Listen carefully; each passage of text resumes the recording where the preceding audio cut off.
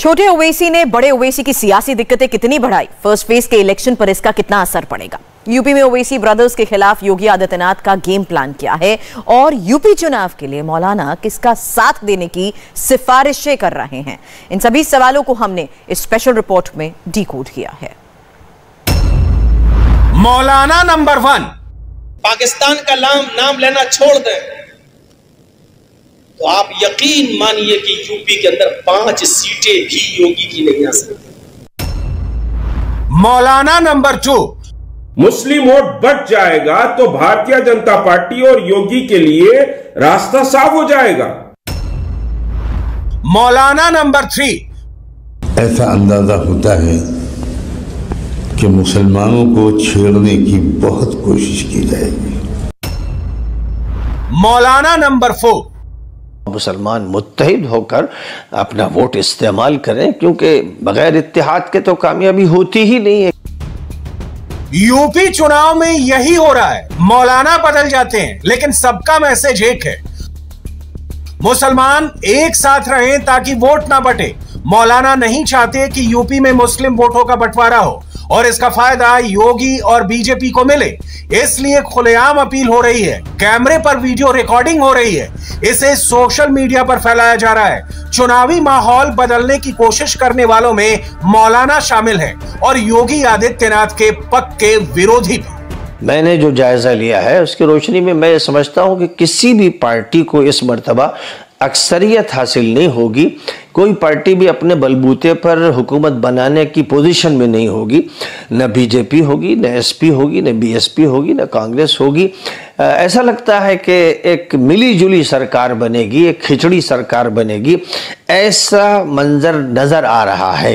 ये मेरा अपना एहसास है और इस सिलसिले में इस वजह से भी ये बात मज़ीद पुख्ता होती चली जा रही है कि एसपी से उम्मीद थी और हम लोग तकरीबन 1 साल से अब इस वक्त जो महागठबंधन बनाकर आगे बढ़ रहे थे, 30-40 पार्टियां फिर जुड़ी थीं और ये था कि हम किसी बड़ी पार्टी से इत्तेहाद करें और वो हमसे इत्तेहाद करे। तो हम लोगों ने तरजीह दी थी एसपी को कि एसपी और महागठबंधन में इत्तेफाक हो जाए और इस इत्तेफाक से जहाँ तक हो सके इंतशार न हो, बिखराव न हो, मुसलमान मुत्तहिद होकर अपना वोट इस्तेमाल करें, क्योंकि बगैर इत्तेहाद के तो कामयाबी होती ही नहीं है, किसी मैदान में नहीं होती है। आज से 1 महीने पहले ये लगने लगा था कि जब अखिलेश यादव की लीड हो रही है और वो अच्छे उस पे आ गए हैं और एक 2 तरफा फाइट हो गई है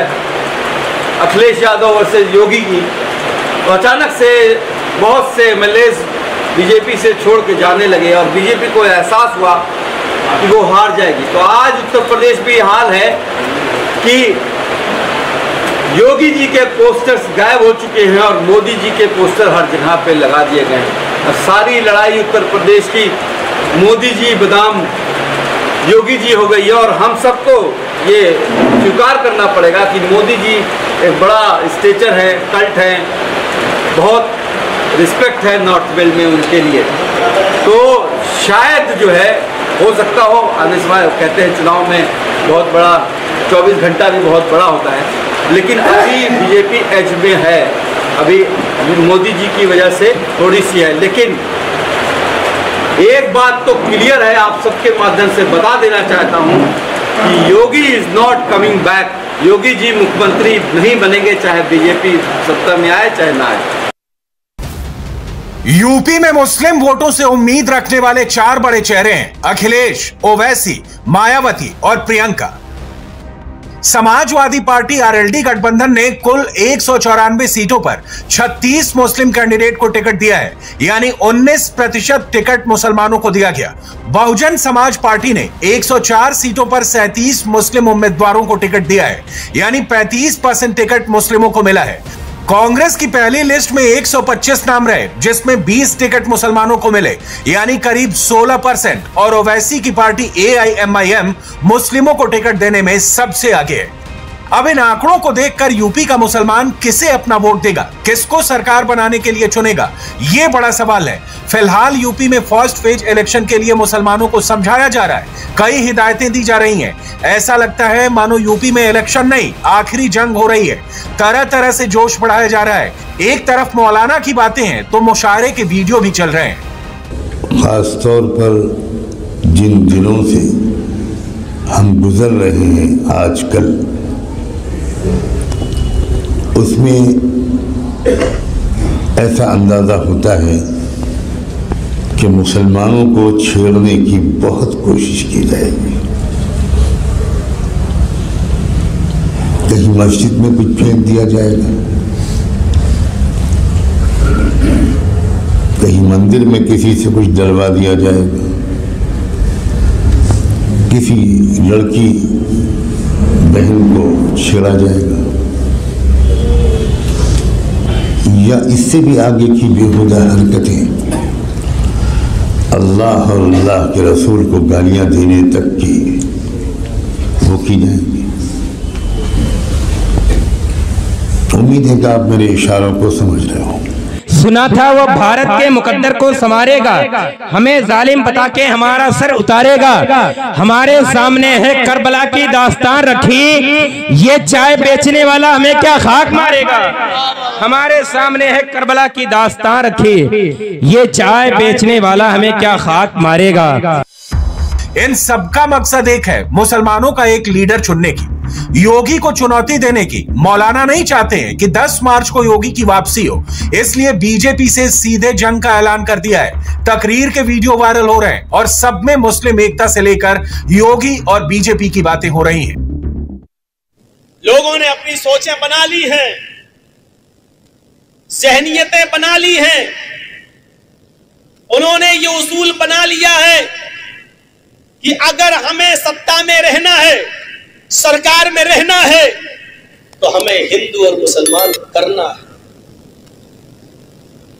आज यूपी के चुनाव जो होने वाले हैं, अगर उसमें बीजेपी के लोग हिंदू मुसलमान करना छोड़ दें, हिंदू मुसलमान करना छोड़ दें, पाकिस्तान का नाम लेना छोड़ दें, तो आप यकीन मानिए कि यूपी के अंदर 5 सीटें भी योगी की नहीं आ सकती। लेकिन उन्होंने अपना जहन बना लिया है, अपनी सोच बना ली है। 2017 से जो दौर शुरू हुआ, उस दौर के बारे में मुसलमान बड़े शाकी हैं, और फिर उसके बाद वो सियासत को इस नुक्ते नज़र से देखते हैं कि जो पार्टी इस वक्त मरकज़ में भी है और सूबे में भी है, हमें इसको हराने के लिए उसको वोट देना चाहिए कि जो इसको हराने की पोजीशन में है। और ये बात कुछ इस तरह चलाई गई कि समाजवादी पार्टी चूँकि बीजेपी को हराने की पोजीशन में है, इसलिए हमें समाजवादी को इत्तेहाद के साथ वोट देना चाहिए। आज यूपी चुनाव में फिर असदुद्दीन ओवैसी के भाई अकबरुद्दीन ओवैसी की वापसी हुई। थोड़ी देर पहले यूपी के सीएम योगी आदित्यनाथ ने ट्वीट करके सख्त चेतावनी दी। योगी ने लिखा, 15 मिनट के लिए पुलिस हटवाने की बात करने वालों, हाय बाय तक तो ठीक है, लेकिन इस बात का ध्यान रहे, ये नया उत्तर प्रदेश है जहां सार्वजनिक तौर पर दंगाइयों के पोस्टर लगते हैं और उनकी संपत्ति कुर्क होती है, और वो बाद में हम सुधर गए हैं कि तख्ती लेकर भी घूमते हैं। इस ट्वीट से योगी ने सिर्फ बैरिस्टर ओवैसी और AIMIM को टारगेट किया है। 15 मिनट से बैरिस्टर ओवैसी के भाई अकबरुद्दीन ओवैसी का क्या कनेक्शन है, और योगी के 15 मिनटों के जिक्र से यूपी में ओवैसी की मुश्किलें कितनी बड़ी हैं, ये समझने के लिए अकबरुद्दीन का ये विवादित बयान सुनिए। हिंदुस्तान, हम 25 करोड़ है ना, तुम 100 करोड़ है ना, ठीक है, तुम तो हमारे से इतने ज्यादा है। 15 मिनट के लिए पुलिस को हटा लो, बता देंगे किसमें हिम्मत है, कौन ताकत है। छोटे ओवैसी का ये बयान अब यूपी चुनाव का लेटेस्ट मुद्दा बन गया है। ये पुराना बयान AIMIM को एक खास तबके का वोट दिलवा सकता है, लेकिन एक बड़े समुदाय के वोट से दूर भी करवा सकता है। AIMIM ने इस बयान पर सफाई दी है, लेकिन ध्रुवीकरण का डैमेज कंट्रोल करना मुश्किल हो सकता है। ये जो बयान था इसके ऊपर उनको लंदन में इलाज कर रहे थे, वो आए, सरेंडर हुए कोर्ट के सामने, केस चला, केस में एक्विट भी हो गए। और ये जो यहाँ जो रोज़ बयान जो बाजी हो रही है उसका आप क्या करोगे? जिन्ना को कौन लाया? अब्बा जान भाईजान को कौन लाया चुनाव के अंदर? हम लोग लाए क्या? ये सिर्फ ध्यान भटकाने के लिए पाकिस्तान का नाम लिया जा रहा है, जिन्ना का नाम लिया जा रहा है, क्योंकि जनता जनार्दन है, जनता सब इनकी चालबाजी समझ चुकी है सब, इसलिए इस तरह की बयानबाजियां ये लोग कर रहे हैं। योगी का ये ट्वीट ओवैसी के लेटेस्ट ट्वीट का जवाब है। यूपी के लिए ओवैसी ने आज अपना मैसेज दिया। ट्वीट में लिखा, इस चुनाव में बाबा, भैया और बहन जी को बाय बाय। यहां बाबा का मतलब योगी आदित्यनाथ, भैया का मतलब अखिलेश यादव का गठबंधन और बहन जी यानी मायावती से है। ओवैसी ने सबको किनारे लगाने का दावा किया। क्या यह अखिलेश और मायावती के लिए इशारा है? असल में 48 घंटे पहले ओवैसी लखनऊ आए थे। वहां उन्होंने गठबंधन का ऐलान करके 403 सीटों पर बीजेपी से डायरेक्ट जंग का ऐलान कर दिया। आपने पहले कहा था 100 सीटों पर लड़ेंगे। हाँ, अरे आप लिस्ट देखते जाइए ना। नहीं तो 403 हमारे पूरे नंबर आ जाएंगे, आप पूरे नंबर आ जाएंगे आपके पास। क्यों आप फिक्र मत रहिए, मुतमईन रहिए।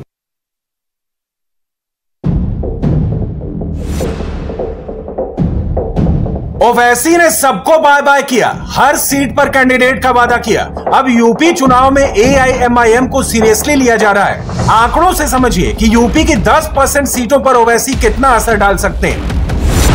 2017 चुनाव में हर 10वीं सीट पर जीत का मार्जिन 5000 वोटों से कम था, यानी 403 में से 47 सीटों पर पिछले चुनाव में 5000 से कम वोटों पर हार जीत का फैसला हुआ था। AIMIM उम्मीदवारों को हर सीट पर मुसलमानों के वोट मिलेंगे, यानी मुस्लिम वोटों का बंटवारा हो सकता है, पॉसिबल है। ओवैसी के कई कैंडिडेट्स की जमानत जब्त हो जाए, इसके बावजूद AIMIM उम्मीदवार कम से कम 10% सीटों पर विनिंग कैंडिडेट तय करेंगे। पार्टियां अपनी कोशिश कर रही हैं, मौलाना और सपोर्टर भी कैलकुलेशन में बिजी हैं। पिछले चुनाव का परफॉर्मेंस, हिंदुत्व, मंडल, कमंडल, सारे मुद्दों को ध्यान में रखा जा रहा है। 2017 में जबकि इनका इत्तेहाद भी था, इनको बड़ी बुरी शिकस्त हुई और ये कामयाब नहीं हो सके, यानी मुस्लिम वोट उनके हक में कामयाब नहीं हुआ, क्योंकि जो उनका असल वोट था उसने उनके साथ धोखा किया और वो सारा वोट हिंदुत्व से मुतासिर हो गया। नतीजतन वो हार गए। अब फिर दोबारा मैदान इस तरह सजा हुआ है कि एक तरफ SP है और एक तरफ BSP है और एक तरफ कांग्रेस है, और फिर उसके बाद और छोटी छोटी पार्टियां हैं, जिनमें एक अहम पार्टी दिल्ली में हुकूमत करने वाली पार्टी भी है जो आम आदमी पार्टी कहलाती है। वो भी पूरी कुव्वत के साथ यूपी के मैदान में कूद पड़ी है। 5 साल में उत्तर प्रदेश सरकार में कोई काम नहीं हुआ।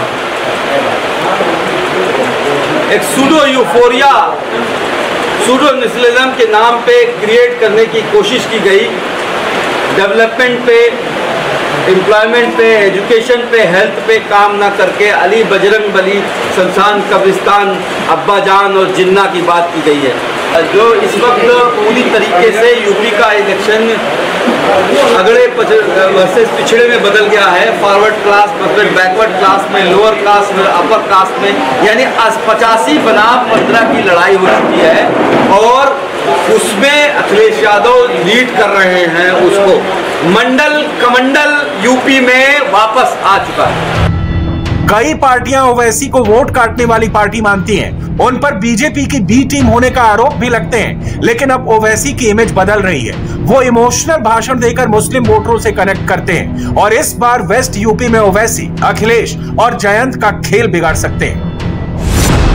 मुजफ्फरनगर में कुल 6 सीटें हैं, 38% मुस्लिम आबादी है, लेकिन यहां पर RLD और SP ने अपने गठबंधन से एक भी मुस्लिम कैंडिडेट को नहीं उतारा है। अखिलेश और जयंत के गठबंधन ने सारे हिंदू प्रत्याशी उतारे हैं, लेकिन ओवैसी ने यहां मुस्लिम कैंडिडेट्स उतारे हैं। सीटों पर नजर सिर्फ राजनीतिक विश्लेषकों की नहीं है, यूपी में मौलाना भी फुल एनालिसिस कर रहे हैं, मुस्लिम वोटरों को डायरेक्शन दे रहे हैं। हर एक फेज के लिए मुसलमानों को क्या बताना है, किस मुद्दे से एक पार्टी की तरफ खींचना है, सब तय हो चुका है। कोरोना काल के अंदर मरकज निजामुद्दीन के सिपहसालार और कायदे आजम मौलाना साद का नाम उछालकर उन्होंने ये मैसेज दे दिया है कि हमें सरकार में दोबारा वापस आना है तो हमें हिंदू मुसलमान करके ही वापस आना है, मुस्लिम संस्थाओं को बदनाम करके ही हमें आना है। आपने क्या सोच बनाई है, आपकी फिक्र क्या है, आपकी जहनियत क्या है, ये आपको तय करना होगा, आपको सोचना होगा। कौन सोचेगा ये? फर्स्ट फेज के इलेक्शन से पहले योगी ने 15 मिनट वाली बात की है। ये मुद्दा अकेले ही ओवैसी और दूसरे गठबंधनों का प्लान बिगाड़ सकता है। इंडिया टीवी हर वक्त हर जगह डाउनलोड करने के लिए सर्च करें India TV news Google play store या ऐप स्टोर पर।